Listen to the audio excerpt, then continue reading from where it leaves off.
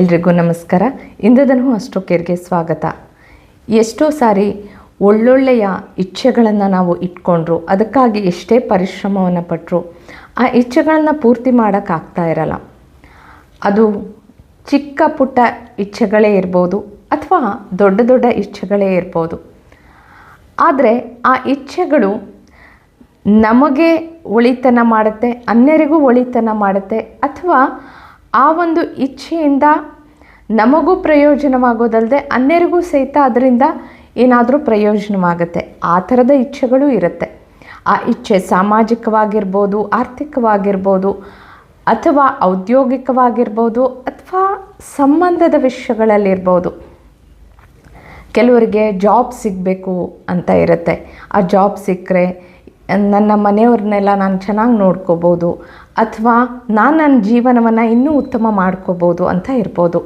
ಅಥವಾ ನನಗೆ ವಿವಾಹ ಆಗಬೇಕು, ಅಥವಾ ನನ್ನ ಜೀವನದಲ್ಲಿ ನಾನು ಈ ಒಂದು ಗುರಿ ಇಟ್ಕೊಂಡಿದ್ದೇನೆ, ಈ ಗುರಿಯನ್ನು ನಾನು ಸಾಧಿಸಬೇಕು, ಹಾಗೆಯೇ ನಾನು ಈ ಒಂದು ಎಕ್ಸಾಮಲ್ಲಿ ಪಾಸ್ ಆಗಬೇಕು. ಕೆಲವು ಮಕ್ಕಳು ಫೋನ್ ಮಾಡಿದರು, ನಾವು ಈ ಒಂದು ಎಕ್ಸಾಮಲ್ಲಿ ಪಾಸ್ ಆಗಬೇಕು, ಅದಕ್ಕೇನು ಮಾಡಬೇಕು. ಹಾಗೆ ಕೆಲವರು ಬೇರೆ ಬೇರೆ ಸ್ಪರ್ಧಾತ್ಮಕ ಪರೀಕ್ಷೆಗಳಲ್ಲಿ ಭಾಗವಹಿಸ್ತಾ ಇರ್ಬೋದು. ಕೆಲವರಿಗೆ ಈ ಪ್ರಾಜೆಕ್ಟು ನನಗೆ ಸಿಕ್ಕರೆ ನಾನು ಚೆನ್ನಾಗಿ ಮಾಡಬಲ್ಲೆ, ನನಗೆ ಈ ಪ್ರಾಜೆಕ್ಟ್ ನನ್ನ ಕೈಗೆ ಸಿಗಬೇಕಾಗಿತ್ತು. ಈ ರೀತಿ ಅನೇಕ ಇಚ್ಛೆಗಳಿರ್ಬೋದು. ವಿದೇಶಕ್ಕೆ ಹೋಗಬೇಕು, ವಿದೇಶದಲ್ಲಿದ್ದು ಹೆಚ್ಚಿನ ಅಧ್ಯಯನ ಮಾಡಿ ನಾನು ಭಾರತದಲ್ಲಿ ಬಂದು ಸೇವೆ ಮಾಡಬೇಕು, ಈ ಥರ ಅನೇಕ ಇರ್ಬೋದು. ಕೆಲವರಿಗೆ ಜೀವನದಲ್ಲಿ ಉನ್ನತವಾದಂತಹ ಹುದ್ದೆಗೆ ನಾನು ಹೋಗಬೇಕು, ಆ ಹುದ್ದೆಯಿಂದ ಅನೇಕರ ಸೇವೆ ಮಾಡಬೇಕು, ಈ ಥರದ ಭಾವನೆಗಳು ಇರ್ಬೋದು.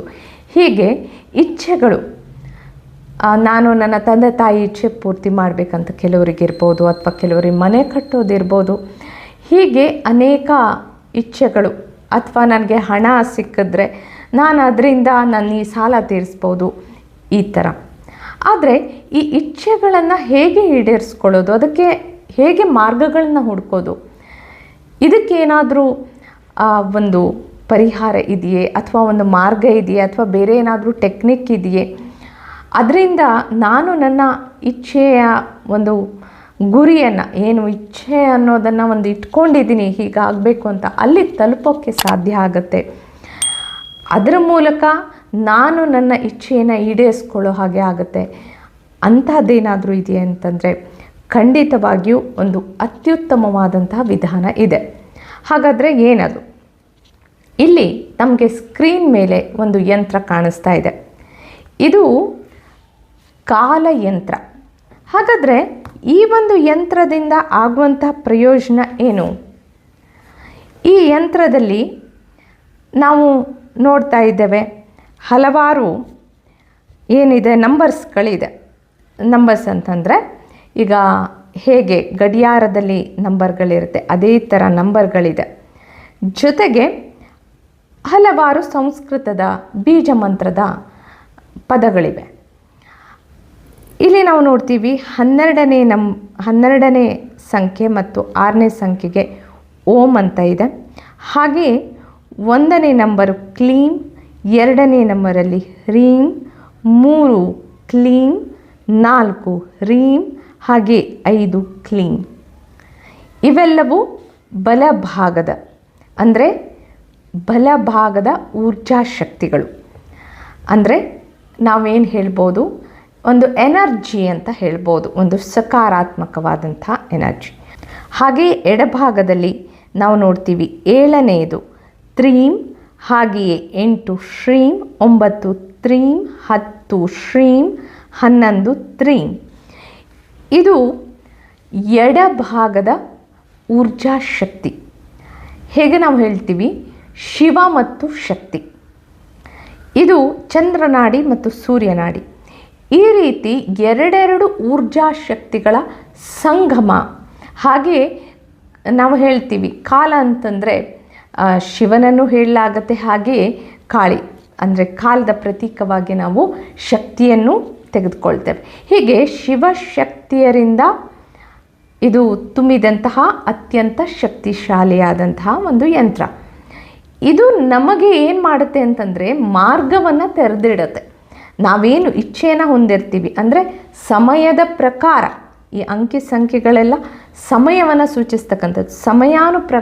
ಸಮಯದ ಅನುಸಾರವಾಗಿ ನಾವು ಏನು ಇಚ್ಛೆಗಳನ್ನು ಹೊಂದಿರ್ತೀವಿ, ಆ ಇಚ್ಛೆಗಳನ್ನು ಪೂರ್ತಿ ಮಾಡೋದಕ್ಕೆ ನಮಗೆ ಎರಡೆರಡು ಊರ್ಜಾ ಶಕ್ತಿಗಳ ಒಂದು ಬೆಂಬಲ ಇದರಿಂದ ಸಿಗುತ್ತೆ ಅಂತಕ್ಕಂಥದ್ದು. ಹಾಗಾದರೆ ಈ ಒಂದು ಯಂತ್ರವನ್ನು ಏನು ಮಾಡಬೇಕು?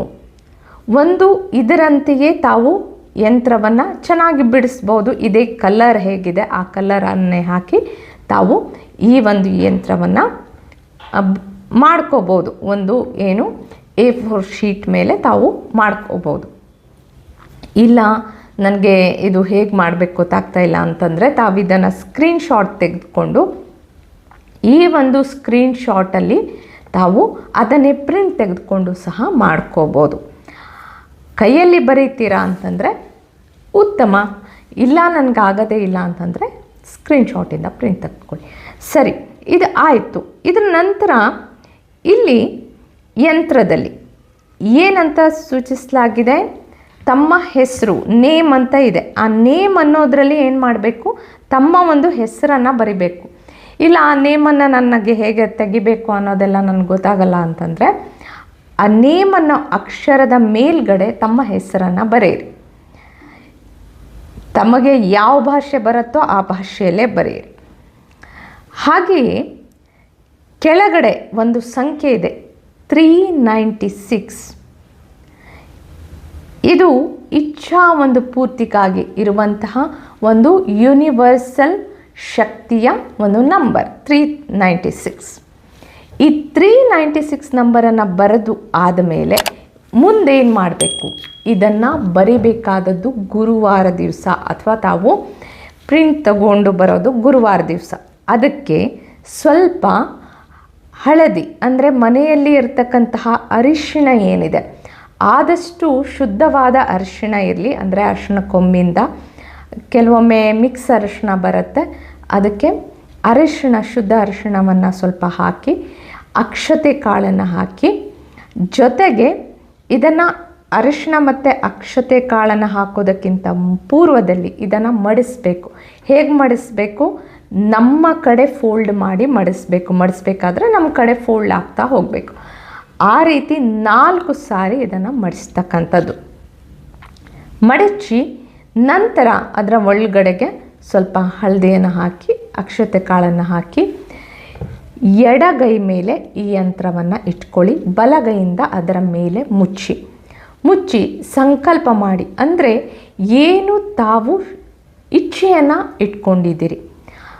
ಆದರೆ ಒಂದು ನೆನಪಿರಬೇಕು, ಇದು ಸಕಾರಾತ್ಮಕವಾದದ್ದು, ಶುದ್ಧವಾದದ್ದು. ಹಾಗಾಗಿ ನಕಾರಾತ್ಮಕವಾದಂತಹ ಇಚ್ಛೆಗಳನ್ನು ಇಟ್ಕೋಬಾರ್ದು.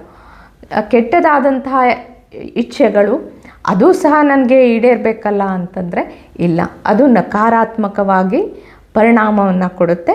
ಅದಕ್ಕೆ ಇದನ್ನು ಮಾತ್ರ ಗಮನದಲ್ಲಿರಬೇಕು. ಅದಕ್ಕೆ ಒಂದು ಒಳ್ಳೆಯ ಇಚ್ಛೆಯನ್ನು ಇಟ್ಕೊಂಡು ಮನಸ್ಸಿನಲ್ಲಿ ಹೇಳಿಕೊಂಡು ಆ ಇಚ್ಛೆಯನ್ನು ಹೀಗಿದೆ, ಈ ರೀತಿ ಇದೆ, ಇದು ಈ ಯಂತ್ರದ ಸಹಾಯದಿಂದ ನನಗೆ ಏನಾಗಿದೆ, ಈ ಇಚ್ಛೆಗಳು ಪೂರ್ತಿಯಾಗಿದೆ, ಈ ರೀತಿ ಹೇಳಿಕೊಂಡು ಗುರುವಾರ ದಿವಸ ಮಾಡಿ. ಇದನ್ನು ತಾವು ಮಲಗುವ ತಲೆದಿಂಬಿನ ಕೆಳಗಡೆ ಇಟ್ಕೋಬೇಕು. ಅದನ್ನು ಎಷ್ಟು ದಿನ? ನಾನು ತಲೆದಿಂಬು ಹಾಕ್ಕೊಳ್ಳಲ್ಲ. ಕೆಲವರು ಇಂಥ ಚಿಕ್ಕ ಪುಟ್ಟದ್ದು ಯೋಚನೆ ಮಾಡಿ ನಾನು ತಲೆದಿಂಬು ಹಾಕ್ಕೊಳ್ಳಲ್ಲ ಅಂತಂದರೆ ಬೆಡ್ಶೀಟ್ ಇರುತ್ತೆ ಅದರ ಕೆಳಗಡೆ ಇಡಿ. ಇಲ್ಲ ಅಂತಂದರೆ ತಮ್ಮ ತಲೆಯ ಭಾಗದ ಕೆಳಗಡೆ, ಬೆಡ್ಡಿನ ಕೆಳಗಡೆ ಇಡಿ. ನಂತರ ಇದನ್ನು 11 ದಿನಗಳ ಕಾಲ ಆ ರೀತಿ ಇರಬೇಕದಲ್ಲೇ. ಆದರೆ ತಾವು ಒಂದನ್ನು ಗಮನಿಸಿ, ಕೆಲವೊಮ್ಮೆ ಆ ಹಾಕಿದಂಥ ಅಕ್ಷತೆ ಅಥವಾ ಅರಿಶಿಣ ಚೆಲ್ಲೋಗುವ ಸಾಧ್ಯತೆ ಇರುತ್ತೆ. ಅದಕ್ಕಾಗಿ ಹಳದಿ ದಾರದಿಂದ ಅಥವಾ ಕೆಂಪು ದಾರನೂ ಬಳಸ್ಬೋದು. ಇಲ್ಲಿ ಹಳದಿ, ಕೆಂಪು, ಹಸಿರು ದಾರಗಳನ್ನು ತಾವು ಬಳಸ್ಬೋದು. ಅದಕ್ಕೆ ಸುತ್ತಿ ಕಟ್ಟಿ ತಾವು ತಲೆದಿಂಬಿನ ಕೆಳಗಡೆ ಸಹಿತ ಇಡ್ಬೋದು. ಈ ರೀತಿ ಸುತ್ತಿ ಕಟ್ಟಿದಾಗ ಏನಾಗುತ್ತೆ ಅಂತಂದರೆ ಅದು ಒಂಚೂರು ಭದ್ರವಾಗಿರುತ್ತೆ. ಆ ರೀತಿ ಸುತ್ತಿ ಕಟ್ಟಿ ತಾವು ಇಟ್ಕೋಬೋದು. 11 ದಿನಗಳ ಕಾಲ ಇದು ಇರಬೇಕು. ಯಾಕೆ ಅಂತಂದರೆ ಈ ಕಾಲಚಕ್ರದಲ್ಲಿನ ಸಂಖ್ಯೆ ಎಷ್ಟು? 11. ನಂತರ 12ನೇದೇನಾಗುತ್ತೆ, ಒಂದು ರೀತಿ ಅದು ಮುಗಿಯುವ ಸಮಯವನ್ನು ಸೂಚಿಸುತ್ತೆ. ಅದಕ್ಕೆ 11 ದಿನಗಳ ಕಾಲ ಇದನ್ನು ಇಟ್ಟು, 11 ಸಂಖ್ಯೆಗೆ ಜ್ಯೋತಿಷ್ಯ ಶಾಸ್ತ್ರದಲ್ಲಿ, ಸಂಖ್ಯಾಶಾಸ್ತ್ರದಲ್ಲಿ ಭಾಳ ಮಹತ್ವ ಇದೆ. 11ನೇ ಸಂಖ್ಯೆ ಏನಿದೆ, ಒಂದು ಸಕ್ಸಸ್ಸಿನ ಪ್ರತೀಕ. ಮತ್ತು ಒಂದು ಏಂಜಲ್ ನಂಬರ್ ಕೂಡ, 11 ಅಂತ ಬಂದಾಗ ಏಂಜಲ್ ನಂಬರ್. ಹಾಗೆ 11 ಅಂತಂದರೆ ನಮ್ಮ ಇಚ್ಛಾಪೂರ್ತಿ ಸಂಖ್ಯೆ. ಅದಕ್ಕಾಗಿ 11ಕ್ಕೆ ಬಹಳ ಮಹತ್ವ ಇದೆ. 11ನೇ ದಿನ ಆದ ತಕ್ಷಣ 12ನೇ ದಿನದಂದು ಇದನ್ನು ಒಂದು ಹರಿಯುವ ನೀರಿಗೆ ತಾವು ಹಾಕ್ಬೋದು. ಇಲ್ಲ ನಮಗೆ ಎಲ್ಲೋ ಹರಿಯೋ ನೀರು ಸಿಗಲ್ಲ ಅಂತಂದರೆ ಮನೆಯಲ್ಲಿ ಬಕೆಟನ್ನು, ಒಂದು ಚೆನ್ನಾಗಿ ಶುದ್ಧವಾದಂಥ ಬಕೆಟನ್ನು ತೆಗೆದುಕೊಂಡು ಅದರೊಳಗಡೆಗೆ ಈ ಒಂದು ಯಂತ್ರವನ್ನು, ಬರೆದಂಥ ಯಂತ್ರವನ್ನು ಇಟ್ಟು, ನಂತರ ಮೇಲ್ಗಡೆ ನೀರನ್ನು ಹಾಕಿ, ನಂತರ ಅದನ್ನು ತೆಗೆದುಕೊಂಡು ಹೋಗಿ ತಾವು ಒಂದು ಒಳ್ಳೆಯ ಮರದ ಬುಡಕ್ಕೆ ಹಾಕ್ಬೋದು. ಆ ಮರದ ಬುಡದಲ್ಲಿ ಕೆಲವೊಮ್ಮೆ ಅಂದರೆ ಅಲ್ಲಿ ಮಣ್ಣಿದ್ದರೆ ಮಣ್ಣನ್ನು ತಾವು ತೆಗೆದು ಸಹಿತ, ಅಂದರೆ ಅದನ್ನು ಅಗೆದು ಆ ಮಣ್ಣಿನ ಒಳಗಡೆ ಸಹಿತ ಹಾಕ್ಬೋದು ತಮಗೆ ಅನುಕೂಲವಿದ್ದಲ್ಲಿ. ಈ ರೀತಿ ಮಾಡಿ ತಮ್ಮ ಒಂದು ಇಚ್ಛಾಪೂರ್ತಿಯ ಮಾರ್ಗ ಅನ್ನೋದು ತೆರೆದುಕೊಳ್ಳೋದಕ್ಕೆ ಪ್ರಾರಂಭ ಆಗುತ್ತೆ. 12ನೆಯ ದಿನದಿಂದ ತಮಗೆ ಯಾವ ರೀತಿಯ ಆ ಇಚ್ಛೆಯನ್ನು ಪೂರ್ತಿ ಮಾಡ್ಕೊಳ್ಳೋದಕ್ಕೆ ಏನೆಲ್ಲ ಅವಕಾಶಗಳಿದೆಯೋ ಅವಕಾಶಗಳು ತೆರೆದುಕೊಳ್ಳೋದಕ್ಕೆ ಪ್ರಾರಂಭ ಆಗುತ್ತೆ. ಇದನ್ನು ಮಾಡಿ ನೋಡಿ. ಹಾಗೆಯೇ ಜೀವನದಲ್ಲಿ ತಮ್ಮ ಇಚ್ಛಾಪೂರ್ತಿಯೊಂದಿಗೆ ತಮ್ಮ ಒಂದು ಜೀವನದ ಮುಂದಿನ ಹೆಜ್ಜೆಯನ್ನು ಇಡಿ. ಒಂದು ಇಚ್ಛೆ ಪೂರ್ತಿ ಆದಮೇಲೆ ಮತ್ತೊಂದು ಇಚ್ಛೆ ಬರುತ್ತೆ. ಆದರೆ ಶುದ್ಧವಾದಂತಹ, ಶ್ರೇಷ್ಠವಾದಂತಹ, ಅದರಿಂದ ಅನುಕೂಲವಾಗುವಂತಹ ಇಚ್ಛೆಗಳಿದ್ದಲ್ಲಿ, ಒಳ್ಳೆಯ ಇಚ್ಛೆಗಳಿದ್ದಲ್ಲಿ, ಶ್ರೇಷ್ಠ ಇಚ್ಛೆಗಳಿದ್ದಲ್ಲಿ ತಾವಿದನ್ನು ಉಪಯೋಗಿಸ್ಬೋದು. ಮುಂದಿನ ಸಂಚಿಕೆಯಲ್ಲಿ ನಾವು ಮತ್ತಷ್ಟು ವಿಷಯಗಳಿಂದ ಹಾಜರಾಗೋಣ. ಅಲ್ಲಿವರೆಗೆ ಶುಭಮಸ್ತು. ಧನ್ಯವಾದಗಳು.